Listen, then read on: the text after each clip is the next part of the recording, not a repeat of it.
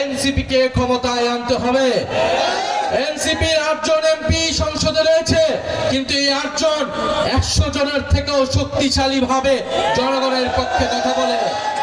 একবার চিন্তা করে দেখুন, এই তরুণদের এই এনসিপি যদি 50 জন 100 জন সরকার না হোক, যদি প্রধান বিরোধী দল হিসেবে এনসিপি সংসদে থাকতো, তাহলে এই সরকারকে সর্বাত্মকভাবে সমালোচনা করতে পারত, প্রেসার করে সংস্কার এবং জুলাই সনদ বাস্তবায়ন করতে বাধ্য করতে পারত।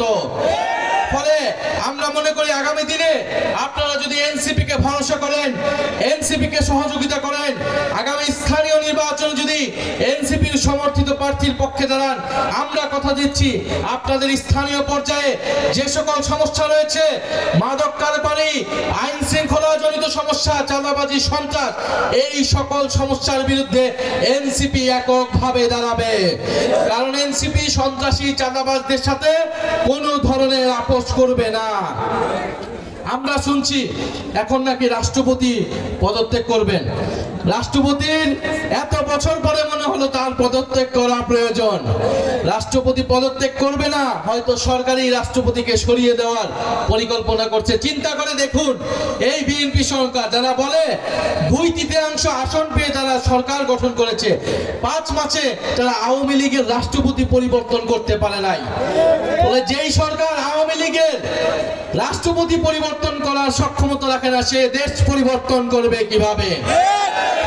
প্রিয় জামালপুরবাসী, আসসালামু আলাইকুম রাহমাতুল্লাহ। গত বছর জুলাই পদযাত্রায় আপনাদের সাথে দেখা হয়েছিল। আজকে 1 বছর পরে একই স্থানে আবারও আপনাদের সাথে দেখা হচ্ছে।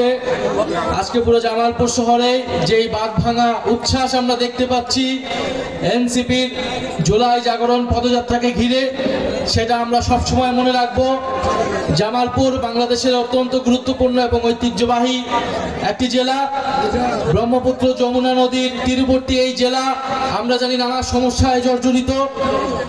নদী ভাঙন, নদীর বালু উত্তোলন করা হচ্ছে, মাটি উত্তোলন করা হচ্ছে এবং নানান সমস্যার কথা। এখানকার মেডিকেল কলেজ চলমান না, ইপিজেড চলমান না, ইত্যাদি বক্তব্য আপনারা এখানকার স্থানীয় আপনাদের নেতৃত্ব জনপ্রতিনিধির কাছ থেকে শুনেছেন।